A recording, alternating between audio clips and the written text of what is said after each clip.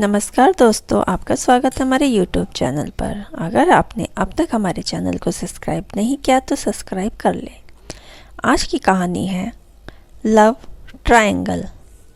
यह कहानी है मनोज और रानी की, जिनकी मुलाकात शादी के लिए होती है। सच और भावनाओं के उलझाव में फंसी यह प्रेम कहानी धीरे धीरे एक अनोखे मोड़ पर पहुंचती है। क्या यह रिश्ता तकरार से प्यार तक का सफ़र तय कर पाएगा? एक दिलचस्प और भावनात्मक प्रेम कहानी, हिंदी लव स्टोरी। मैंने ज़िंदगी में जिम्मेदारियों के बीच खुद को हमेशा उलझा पाया है। माँ के बार बार कहने और लड़कियों की तस्वीरें दिखाने के बाद आखिरकार मैंने एक लड़की को पसंद कर लिया। माँ अभी भी मुझसे कहती है, मनोज, इस बार कोई नाटक मत करना। लड़की अच्छी लगे तो वही शादी पक्की करके आऊँगी। लड़की देखने का दिन आ गया और सब कुछ ठीक लग रहा था, लेकिन जब मेरे और रानी के बीच अकेले में बात हुई तो रानी ने सच बोलते हुए कहा, मैं किसी और से प्यार करती हूँ। यह सुनना चौंकाने वाला था। रानी ने मुझसे कहा कि मैं शादी से मना कर दूं। मैं सोच में पड़ गया। उसकी मासूमियत और सच्चाई ने मुझे प्रभावित किया। मैंने वही किया जो रानी ने कहा। बहुत दिनों बाद मुझे कोई लड़की पसंद आई थी। उसके भोलेपन से मुझे प्यार हो गया था। मुझसे ऐसे बात कर रही थी जैसे मुझे कब से जानती हो, और उसे विश्वास भी था कि मैं वही करूँगा जो वो कहेगी। लेकिन कहानी यहीं ख़त्म नहीं हुई।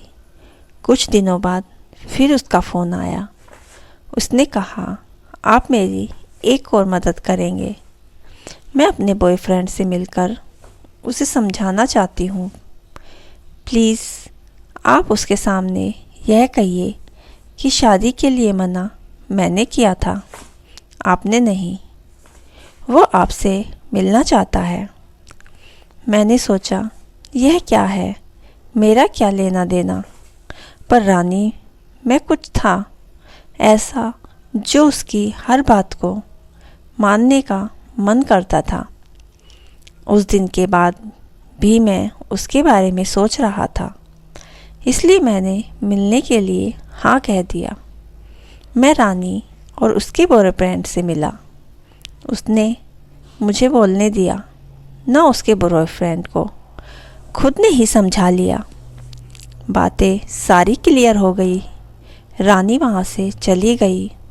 मैं घर के लिए आ रहा था, तभी उसके बॉयफ्रेंड ने मुझे रोका और बोला, भाई, मुझे लगता है कि मैं इसे आगे नहीं निभा पाऊँगा। आपसे बेहतर लड़का इसे नहीं मिलेगा। आप शादी करना चाहते हो तो करो, वरना उसको समझा दो। वो पुराने विचारों की है। मुझे लगता है कि आपकी और उसकी सोच मिलती है। अभी तक हमने सिर्फ फ़ोन पर ही बातें की, ज़्यादा मिलना होता नहीं है। मैंने कुछ और ही सोचा था। वो सच्चा प्यार और 7 जन्म इस तरह की बातें करती है। मैं यही सोच रहा था कि कोई मिले जो मेरा पीछा उससे छुड़वा दे। बस आप मिल गए। मैं अब बाहर जा रहा हूँ। बात पूरी कर वो मेरे कंधे पर हाथ रखकर वो भाग गया। उसकी बातों से मुझे समझ आ गया था कि वो क्या चाहता है।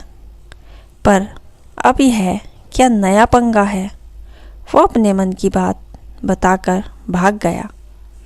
वो अपने मन की बात बोलती रहती है। मैंने अपने दिमाग को थोड़ा कंट्रोल किया और सोचा कि मुझे क्या लेना देना।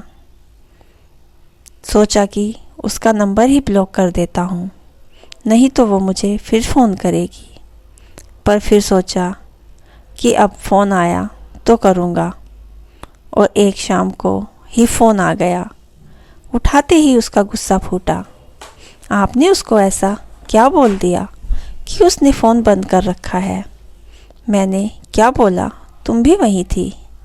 झूठ मत बोलिए, मुझे पता है आप मुझसे शादी करना चाहते हैं, पर यह होगा नहीं। अरे ऐसा कुछ नहीं है, मैंने कुछ नहीं बोला। वो ही बोल रहा था कि उसे अब आगे चुप रहो। वो ऐसा नहीं है, आपने कुछ किया होगा। उसकी बहस इसी तरह चलती रही। फिर उसने फ़ोन काट दिया। सोचा कि अब ब्लॉक कर देता हूँ, पर कर नहीं पाया। उसकी बातों पर हंसी आती थी और प्यार भी। मन किया मेरा कि मैं फ़ोन करूं, पर मुझे पता था कि वो ज़्यादा देर तक बात किए बिना नहीं रह सकती, खुद ही फ़ोन करेगी। और ऐसा ही हुआ। सुबह सुबह ही उसका फ़ोन आ गया। मैंने रात भर सोचा कि अब मैं आपको सबक सिखाऊंगी, मैं आपसे शादी करूंगी और आपको तड़पाऊंगी। उसकी बात सुन मुझे ज़ोर से हंसी आ गई। आप हंस रहे हो, पर जब आप पर बीतेगी तब पता चलेगा। मैंने बोला, लेकिन मैं तुमसे शादी करूंगा क्यों? इस बात पर वो रोने लगी। बोली, हाँ सही बात है, आप भी क्यों करोगे? कमी तो मुझ में ही है। वो भी भाग गया। रोते रोते ही उसने फ़ोन काटा। कुछ दिनों में मैं उससे अटैच हो गया था। मैंने उसे समझाने के लिए फिर फ़ोन किया, लेकिन उसने उठाया नहीं। आखिरकार मैंने रात भर उसके बारे में सोचते हुए फ़ैसला ले ही लिया। मैंने माँ को कहा कि मैं उससे शादी करूँगा। शादी पक्की होने के बाद वो रोज़ मुझसे 1 घंटे तक यही बात करती कि मैं आपको अब तड़पाऊँगी। खैर हमारी शादी हो गई। मैडम का तड़पाना अभी चालू है।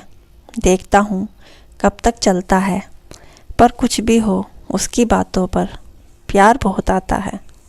दोस्तों, हमारी यह छोटी सी कहानी आपको कैसी लगी हमें कमेंट बॉक्स में ज़रूर बताइए।